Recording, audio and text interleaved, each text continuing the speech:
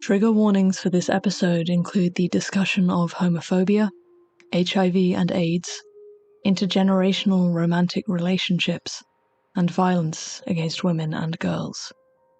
Please proceed with caution.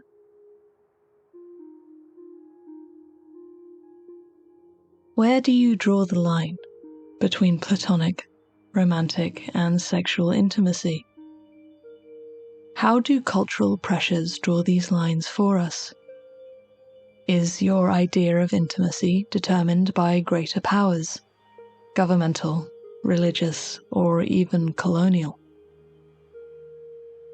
In 1997, Nigerian gender scholar Oyeronke Oyewumi made a startling claim in her book, The Invention of Women. Oyewumi claimed that the Yoruba, a large ethnic group predominantly inhabiting West Africa, historically did not have a gender system. In her book, Oyewumi argued that Yoruba culture was organized exclusively around age, and that the very concept of gender was a colonial imposition, that the reductive biological determinism seen in many Western cultures was something forced onto the Yoruba, instead of it emerging spontaneously within their own culture. The notion of a culture, as expansive and populous as the Yoruba, existing without womanhood, remains radical and divisive to this day. What Oyewumi's writing conveyed was more than insight into Yoruba culture, but a dearth of awareness in the global arena about the gendered and sexual traditions of all African communities. Inclusive discourse around African gendered and sexual systems has remained underrepresented in much queer and feminist theory for decades, with these fields dominated by predominantly European or American voices. African genders and sexualities have often been mistranslated through the heavy-handed imposition of Eurocentrism and English-language terminology. But what does it mean to disavow the lens of Europe?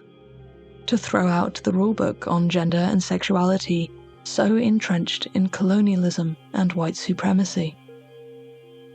In our final episode of Season 2, we go right to the source of expertise on how the platonic, romantic, and sexual practices of the country of Lesotho have changed, and confront the perils of reducing a gender and sexuality diverse world under the LGBTQ+ banner. At the intersection of African ideas of womanhood, homosexuality, eroticism, and kinship, we consider how the Basotho people have navigated intimacy and companionship in a pre- and post-colonial Lesotho.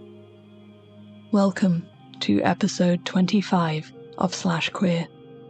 You're here with me, your host, Georgie Williams.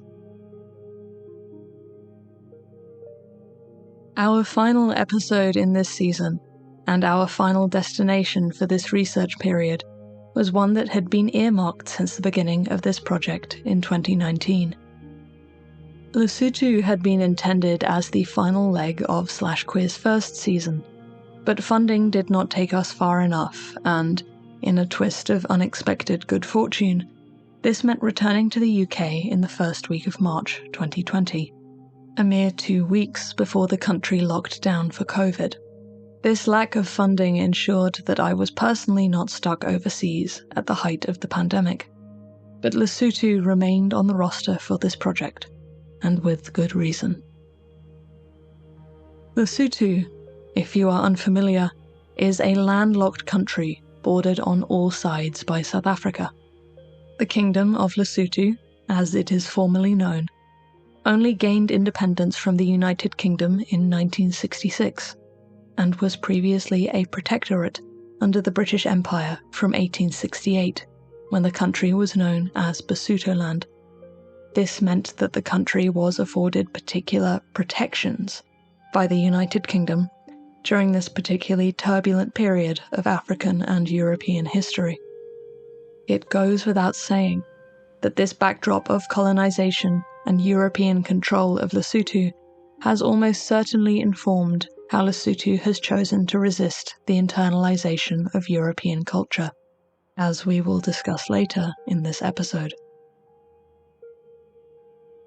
Before we dive into some of the more complex subject matter of this episode, we should outline some key terminology that many people outside of Lesotho will be unfamiliar with.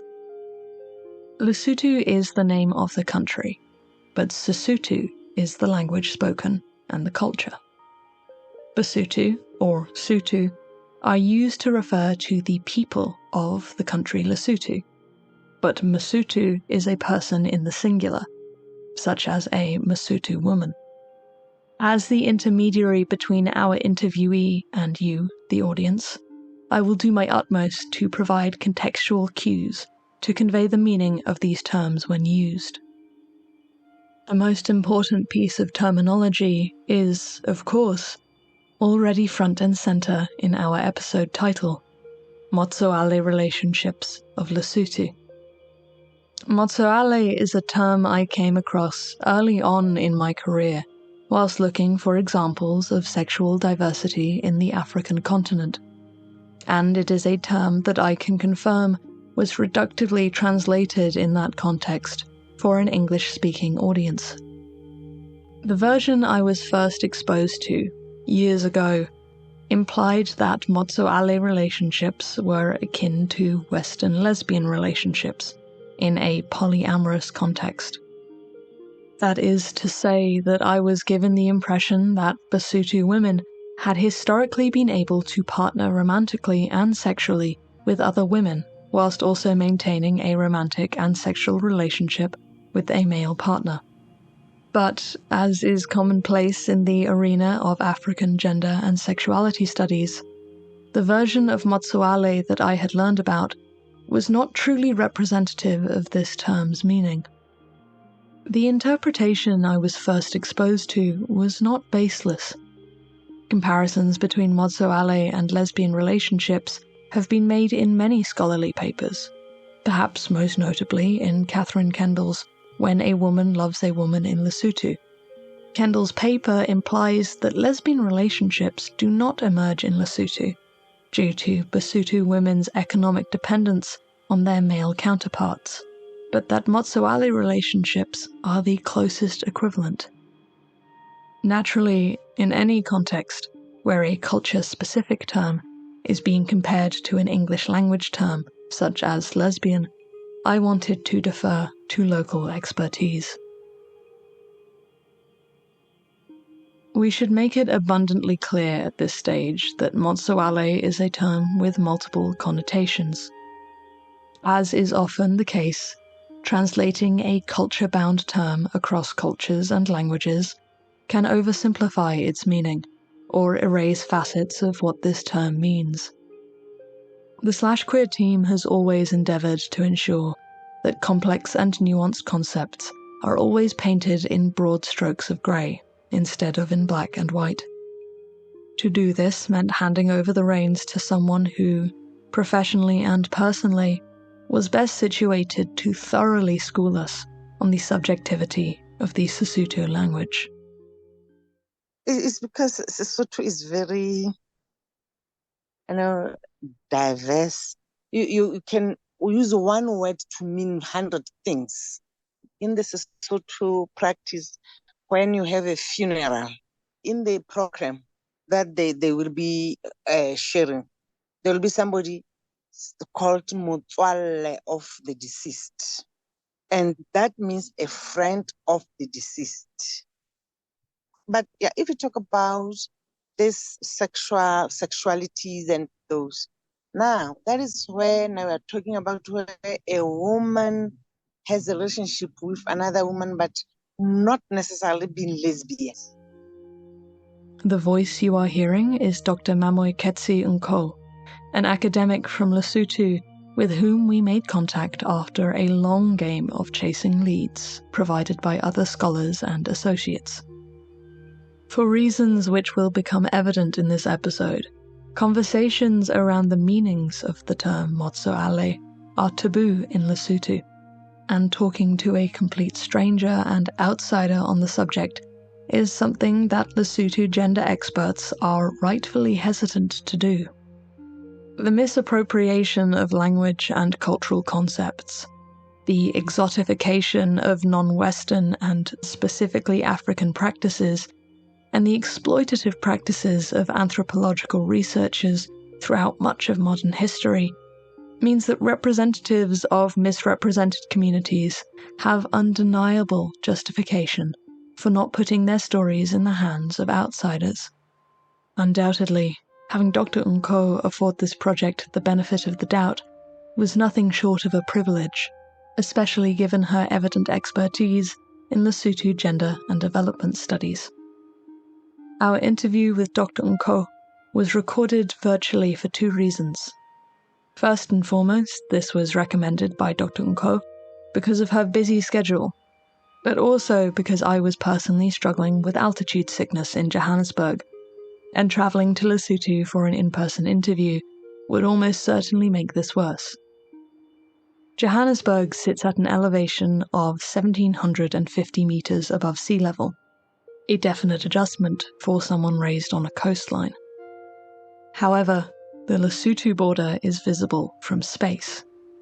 This mountainous country includes, as part of its border to South Africa, the Drakensberg.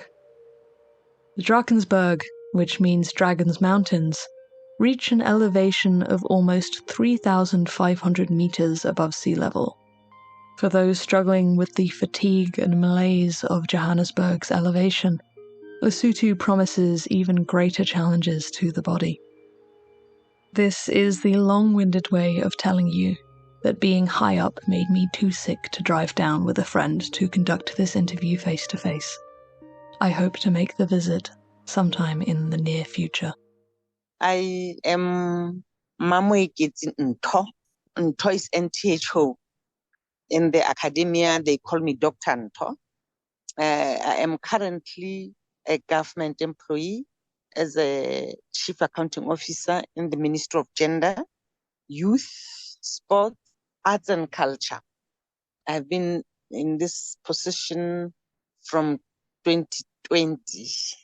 My entire life, about 20-something years, I've been a lecturer in the Department of Development Studies, teaching gender studies and contemporary development discourses. I hold a PhD in development studies. My main focus was on gender and development in Lesotho, basically tracing the emergence and evolution of the gender politics in Lesotho. So most of my work in gender has been basically around gender and development, your gender and transport, gender and energy, gender and policy, all those have been my focus before I joined the ministry. But now being in government, my main job now is to ensure that policy is being implemented, legal frameworks are in place to address inequalities, either affecting men and women or youth. And then sports as well, because I also am the PS for Department of Sports. So I also ensure that the sports policy is in place and it is implemented. So in a nutshell, that's me. Beyond her professional expertise, I was hopeful that Dr. Ntho would be able to talk on the subject of Motsoalle relationships, as I believed she was likely old enough to remember them firsthand. Motsoalle relationships, which we will define loosely here as highly affectionate and potentially romantic relationships between Basotho women, do not currently appear to exist as they once did in Lesotho. There are a myriad of influencing factors at play, perhaps most centrally the factor of globalization and Lesotho's resistance of Western culture. In Mark Epprecht's Heterosexual Africa, The History of an Idea from the Age of Exploration to the Age of AIDS, Epprecht describes the imposition of LGBTQ+ language on African cultures as being reminiscent of North American gay imperialism, and a desire to shoehorn African evidence and perspectives into ill-fitting North American formulations. As has been referenced multiple times throughout this project, A parallel exists here with Indonesia, where the gender-diverse Waria community has resisted being categorized under the LGBTQ+ acronym, both because the term Waria predates this acronym, but because of the conservative Indonesian pushback against what they believe to be encroaching Western culture. Waria, being tarred with the same brush as LGBTQ, has been deeply harmful for them.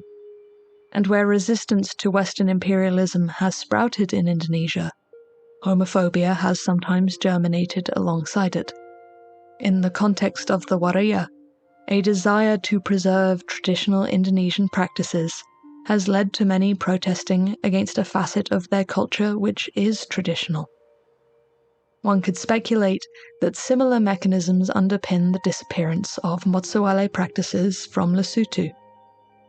Motsoalle relationships, specifically those with romantic overtures, seemingly disappeared from Sotho culture sometime before the turn of the 21st century.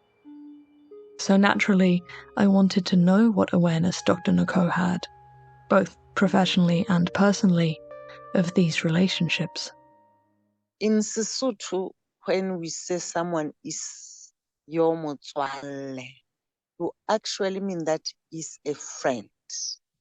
This is someone that is very close to you, someone who knows you, someone who can actually describe you if people want to know about you. It's somebody who you have intimate moments with because you can confide in each other. It is someone that can cover you when you need to be covered. Motsoalle becomes your sibling. This is your day-to-day definition of Motsoalle.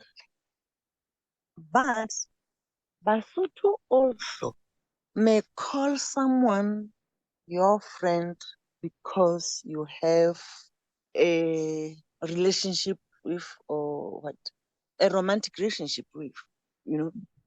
There is a word that they use that is a bit decoratory, that's called nyati. But when they say someone is Motsoalle, in that context, it is someone that you have a romantic relationship with. It is, a word that is used not to expose. It is a softer word. It's a softer version of what they would call Nyazi. But now, the history I'm going to step back into is the 1970s, after the 1960s, because I was born in the 60s. The term Nyazi is somewhat comparable to the term concubine in English. Nyazi can be translated to mean lover, but in the pro-marriage culture of Lesotho, this is a pejorative term. Nyazi implies a relationship out of wedlock, and this term has far heavier connotations than Motsoalle, which is a term more oriented around friendship and platonic bonding. The terms used to denote kinship also vary hugely from what has been normalized and proliferated in much of the Western world. Sesotho kinship structures are remarkably different to the Western idea of the nuclear family, which comprises a mother, father, and their children. For example, people who would be considered maternal aunts or paternal uncles in much of Western culture are considered a form of mother or father for Basotho. Generally speaking, Lesotho kinship reinforces closer ties with what many Western cultures would classify as more distant relatives. This context feels pertinent as Dr. Ntho goes on to describe the dynamic that existed within Motsoalle relationships between older and younger girls. So, when we grew up as young girls, there would be our sisters or older girls who would be, what would be the best way of defining it, but who would be our mummies. Is your mommy, you are her baby, right? But he's someone that you meet, it's not necessarily blood related, but he calls you baby, and that he actually has an intimate moment with you. He would buy you nice things. He would want to be with you alone.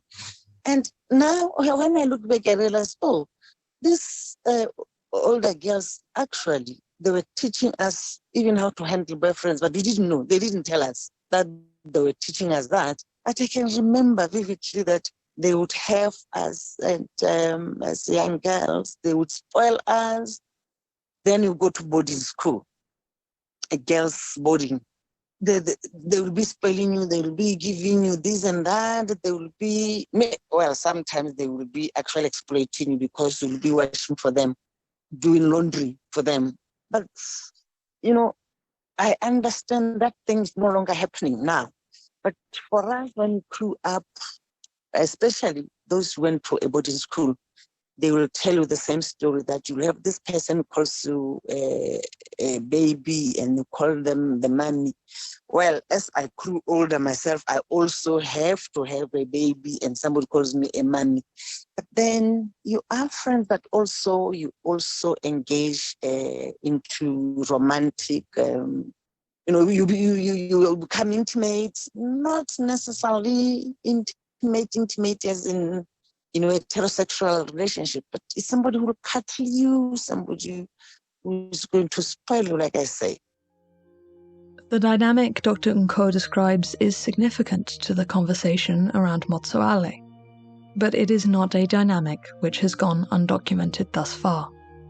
Sociologist Judith Gay wrote extensively on the experiences of women in Lesotho, from their relationship experiences to their experiences of migration. Her article, titled Mummies and Babies and Friends and Lovers in Lesotho, details uncannily similar experiences to what Dr. Ntho describes, and more. Gay rejects what she describes as the ethnocentric polarization of homosexual and heterosexual relations, which is such a marked feature of Western culture. That is to say, Gay believes that experiences and relationships that many Westerners would describe as heterosexual or homosexual do not have to present themselves at odds with one another, that there may be more room for nuance between the two. Gay goes on to argue that this form of fictive kinship allows Basotho girls to prepare themselves for both the nurturing aspects of motherhood, but also the romantic and affectionate aspects of relationships with men. Gay suggests that this specific mummy-baby dynamic only emerged in the mid-1900s, and this is bolstered by the fact that the words mummy and baby are spoken in English and not the Sesotho equivalent terms. That said, similarly affectionate gift-giving dynamics between girls and women were reported by elderly women who would have been children at the beginning of the 20th century. Anecdotally, Gay reports younger informants suggesting that sexual behavior did occur in some of the mummy-baby dynamics, but that largely this was condemned socially, and this condemnation was often supported by references to the Bible. Largely, or at least publicly, these relationships were seen to be predominantly affectionate but non-sexual, even where the affectionate elements may have been interpreted as romantic. Gay also suggests that what these mummy-baby dynamics afforded young women and girls was a way to perform agency in a relationship, opposing the passivity required in heterosexual relationships. The older participant, the mummy, was allowed to initiate and declare affection in a way that may be considered inappropriate in relationships with men. Naturally, not all these relationships occurred amongst school-age girls either. Gay reports cases of these relationships occurring between women where one or both had already married men. But the weight of infidelity, romantic, sexual, or otherwise, was not as heavy when a woman was involved, instead of another man. Gay's article is expansive and insightful, and echoes many of the sentiments and convictions expressed by Dr. Ntho about the nature of these relationships. It is evident how, in an isolating environment such as boarding schools, where cross-gender relationships were less feasible, the security of exploring affection and bonding with other girls may occur. Additionally, it is clear how the older and younger dynamic may open a door to this kind of relationship, where nurturing is permitted by girls more than pure romantic desire. Furthermore, for very long-time listeners of the project, you may see parallels between what Dr. Ntho describes and the more romantic and erotic elements of queer kinship mentioned in episodes 2 and 3. The titles afforded to us by our kin often carry multiple social connotations, as a provider or a dependent, as a nurturing force or a vulnerable person. In many contexts, although I cannot decisively say all, these kinship terms denote a dynamic more symbolic and less literal than people may interpret them to be. In Sesotho culture, where motherhood and fatherhood are not always afforded to a person through their own procreation, but instead their siblings, to refer to a romantic or close platonic partner as your mummy or baby is a more nuanced matter than in Eurocentric cultures. In fact, it may be useful to recollect that the latter term is widely used in many English-speaking countries to refer to one's romantic or sexual partner. As we delve deeper into Motsoalle relationships, it becomes evident how the term lesbian does not mesh with the complexities of Basotho lived experience that formulate a relationship dynamic such as Motsoalle. To falsely impose the term lesbian would also invite ill-evidenced conflations between womanhood inside and outside of Lesotho. In fact, the appropriateness of applying the term woman in any African context has been previously contested. In What is a Woman?, a decolonial African feminist analysis of womanhoods in Lesotho by Neo Mohlabane and Malehoko Tsohedi, Mohlabane and Tsohedi contest the notions of womanhood established in queer and feminist theory by renowned scholar Simone de Beauvoir in her seminal text, The Second Sex. Mohlabane and Tsohedi argue that, by representing the experiences of white, middle-class European women as representative of those of all women, yet disregarding those of differently bodied women, the concept of woman is not only universalist, but also exclusionary. Their argument is that the term woman is homogeneous.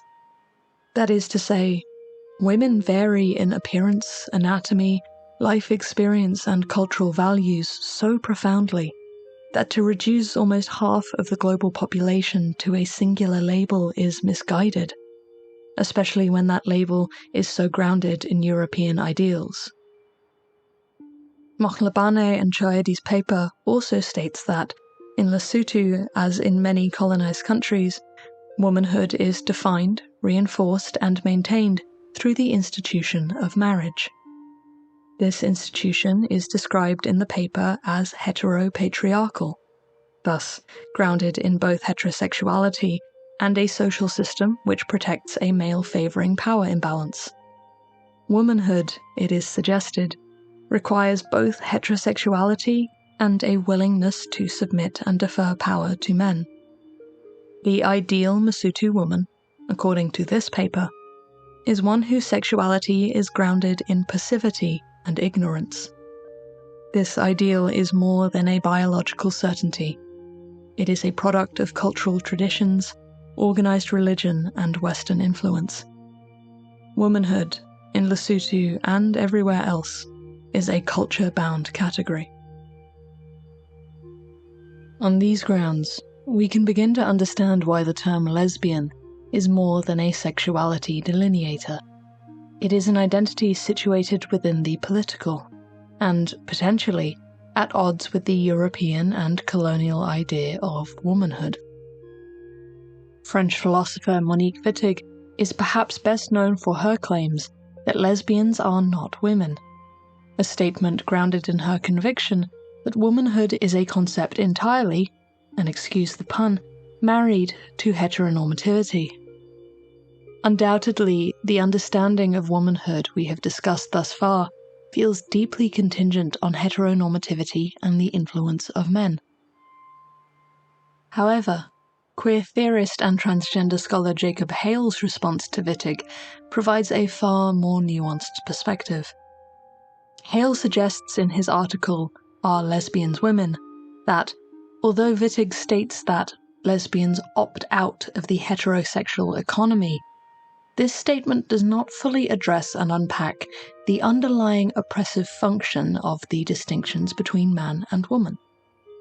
Lesbianism, as both a sense of being and connecting with others, and as a cultural and political category, is connected to modern and European conceptions of womanhood so complexly, its position around a crude gender binary so nuanced and interchangeable, that to use this term to describe any platonic, romantic or sexual experiences between female sex individuals in Lesotho would be distasteful and reductive. As evidenced in many of our episodes, the act of universally and haphazardly applying Eurocentric or Western language to other cultures or communities borders on an act of colonial erasure. This need to understand the language of gender, sexuality, and kinship in other cultures is about more than linguistic curiosity. When we translate concepts across cultures, their meaning and significance can be lost.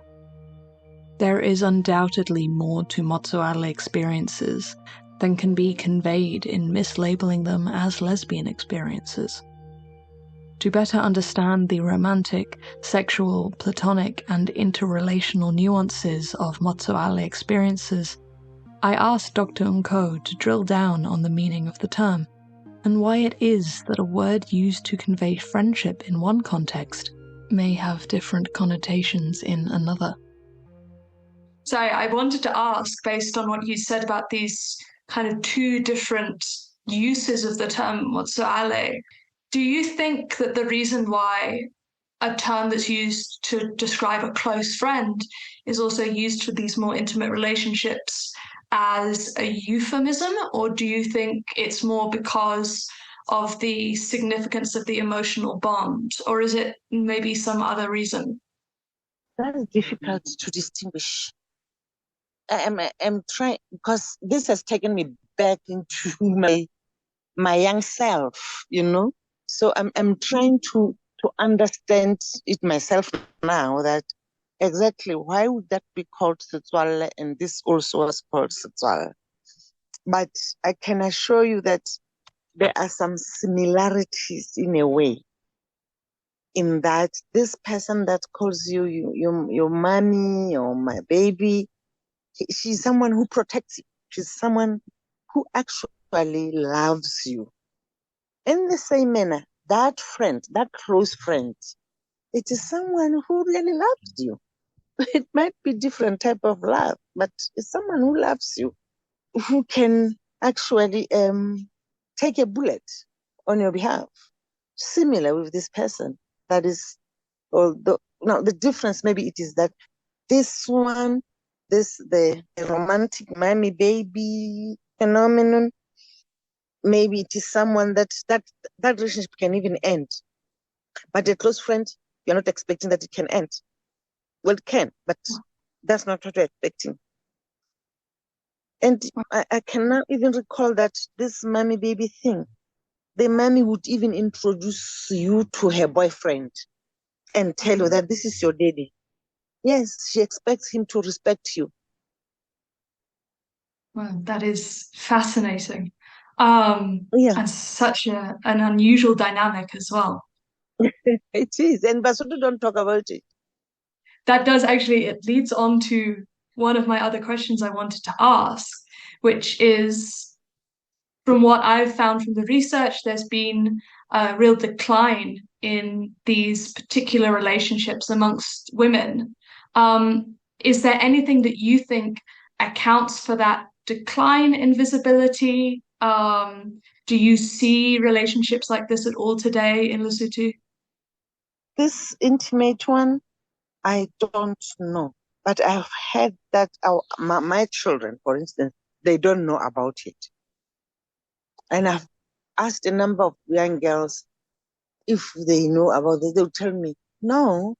I think maybe the visibility of the lesbian groups or group or the discourses of homosexuality, because now they are emerging and they are out there in the public.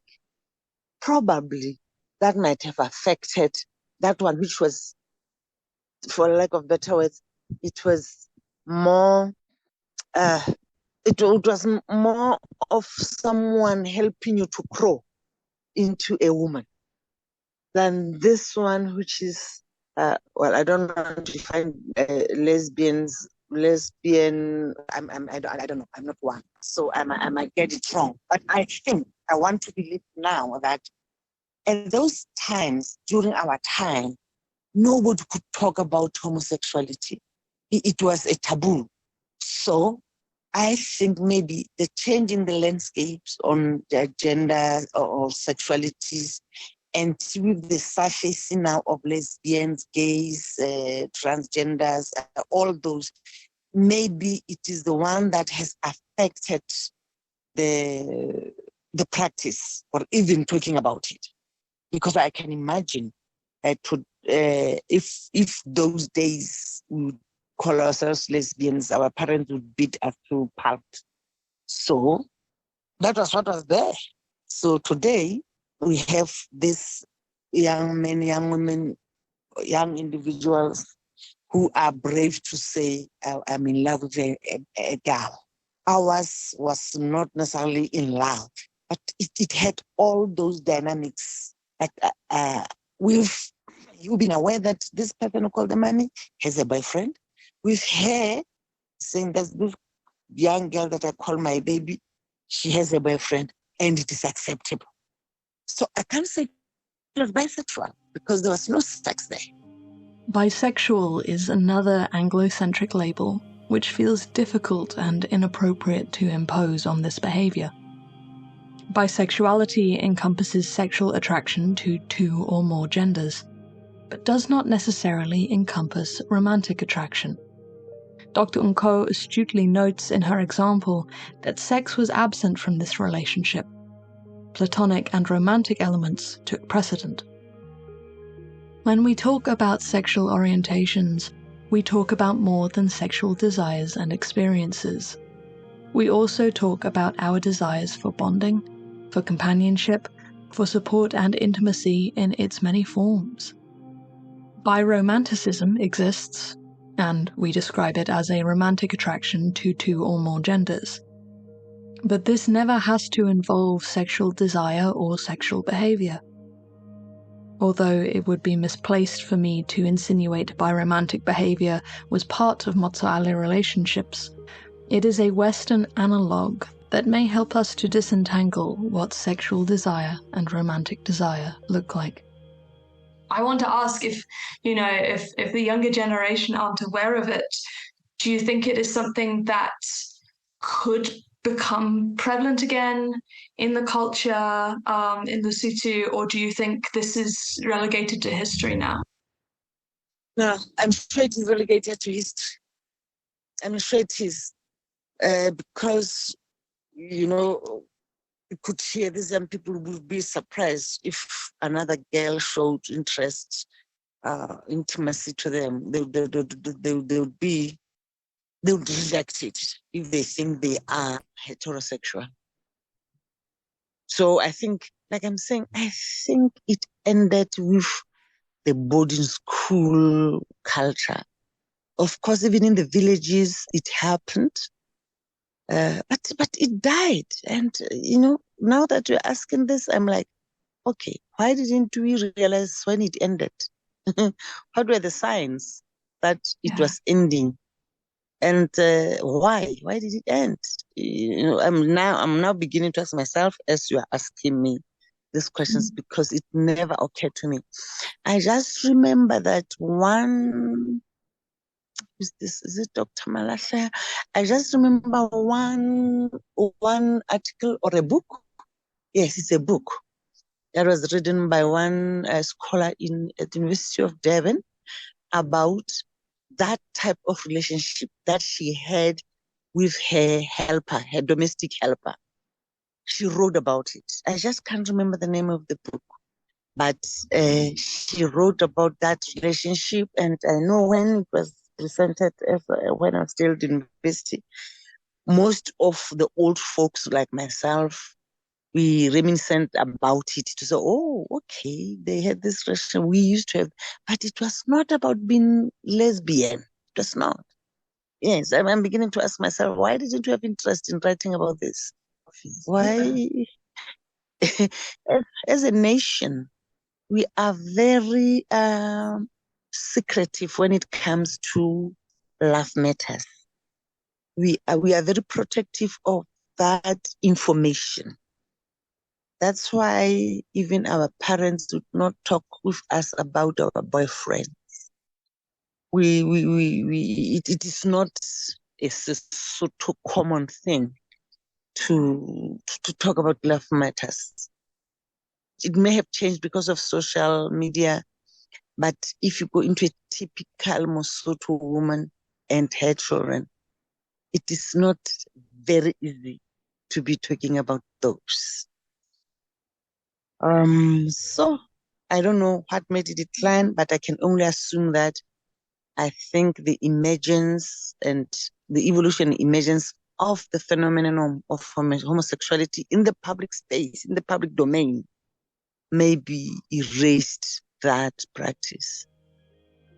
Anxieties around sexuality, sexual desire, and intimacy are not to be unexpected in Lesotho, given the country's history regarding HIV and AIDS.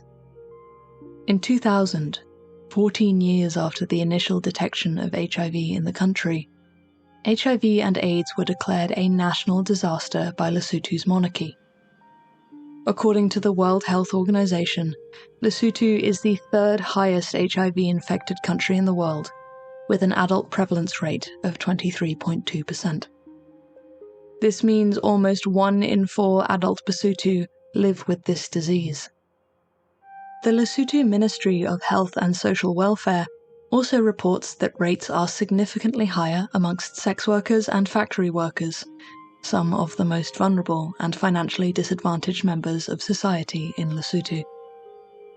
A number of factors influence these rates. Rural living means access to healthcare becomes more challenging for patients expected to travel long distances. In addition, violence against women and girls remains a pervasive issue in the patriarchal culture of Lesotho. However, it should also be mentioned that the overwhelming majority of schools in Lesotho are managed by churches.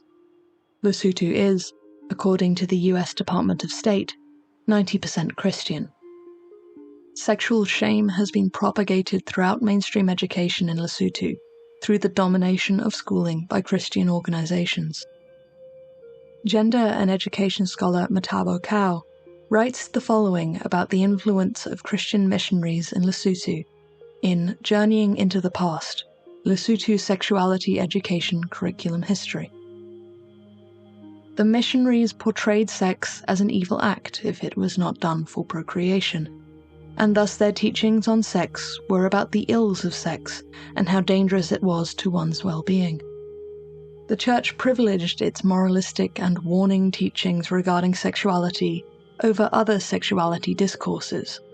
Moral education thus enjoyed hegemony within the missionary school's sexuality education curriculum. This kind of teaching was prevalent in church schools, and because most schools in Lesotho are church-owned, it became a countrywide practice. For example, the ethos of the Catholic Church prohibits the teaching of sex education because it includes teaching about contraception and abortion, which are prohibited amongst Catholics and thus cannot be taught in Catholic schools.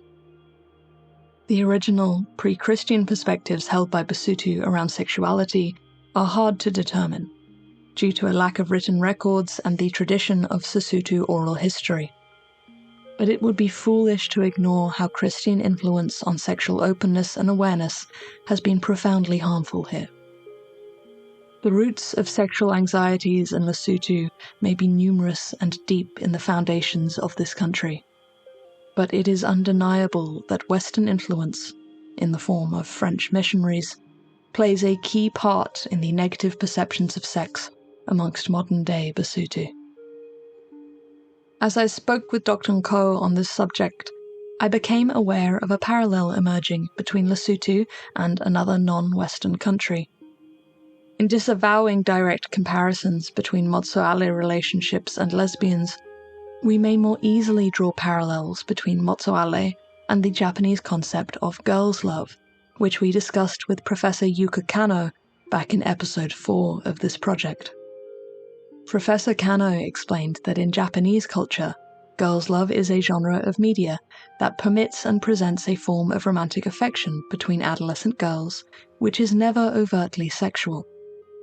The popularity of this genre of media provides insight into the complexities of navigating romance and eroticism as young people in Japanese culture, where homosexuality remains a pervasive taboo. That was one of my suspicions. But wow, this is very novel. And actually, while you talk about it, there is a similar concept in Japanese culture that existed for a long time, where it wasn't supposed to be a sexual relationship, but it was these deep romantic relationships amongst often teenage high school age girls that was kind of socially accepted because it wasn't considered overtly sexual. Absolutely. Absolutely, yes. I think you are putting it right in the correct way. It was from primary. There is these big girls who will be coming to us, the small ones. And when you become big yourself, you go to the small ones. But honestly, we're not ashamed of it because, like I was saying, it wasn't considered as sexual because sex in our society is not talked about. But in this relationship, because it was pure that you loved each other as women, as girls, and you could only kiss. That's it. From there, you just share your life. That's all. No, nothing romantic about even being. I don't know what lesbians do, but for this one, it stops there at kissing, buying each other sweets, writing letters, love letters to each other. I love you so much. That's so innocent when I look at it now. Dr. Ntho's description of a phenomena she experienced firsthand provides incredible insight into Sesotho kinship, relationship dynamics, and how human connection is influenced by taboo and desire. Undoubtedly, debates will persist about which sexual or romantic orientations best explain Motsoalle relationships, if any. But what Dr. Ntho presents in her disclosure, amongst other things, is how contingent forms of connection are on the context of the world around us. What we receive from family, friends, peers, mentors, and elders is not predetermined by biology, nor a universal code of conduct between all cultures. How our needs, be they emotional, physical, spiritual, or otherwise, are met or not met by those around us can create spaces in our lives that people fill in unexpected ways. In the heteronormative Western narrative, there is a notion propagated that a sense of completeness only comes from those with whom we share our bodies and share our ability to build a family. Anecdotally, I myself can attest to having experienced adolescent bonds of deep affection and romantic intimacy with my friends that were both distinctly non-sexual and deeply impactful to my sense of self. When we speak of Motsoalle relationships, it should be considered respectful not to see them absorbed under the LGBTQ+ acronym. Rather, we should recognize them as both relatable and distinct, culture-specific and profoundly human. Any emotions that may be tied to the recognizing that a practice or a subculture is lost are not mine to convey. What the loss of Motsoalle represents for the culture of Lesotho is a matter far more complex and nuanced than this project could ever establish. What is evident, and has been evident since the beginning of this episode, is that a cultural phenomena that was academically cannibalized by the Western concept of lesbianism represents so many conversations unspoken in the non-African world. Africa's gendered and sexual complexities are a product of resisted imperialism, colonially denied traditions, and the forming and reforming of ideas of connectedness and kinship throughout the ages. In an ideal world, this project could easily commit an entire season just to researching and archiving African sexual and gendered identities. For now, our time with Dr. Ntho will stand as a testament to how none of us are ever experts in the human experience, only specialists of our own domain. In this final episode of Season 2 of /Queer, Dr. Ntho's insight reminds us that how we connect as people is as complex, as varied, and as fascinating as we can imagine, and more. There is still so much to learn. There is still so much to know. The work is never done, and what a wonderful notion to hold in our hands.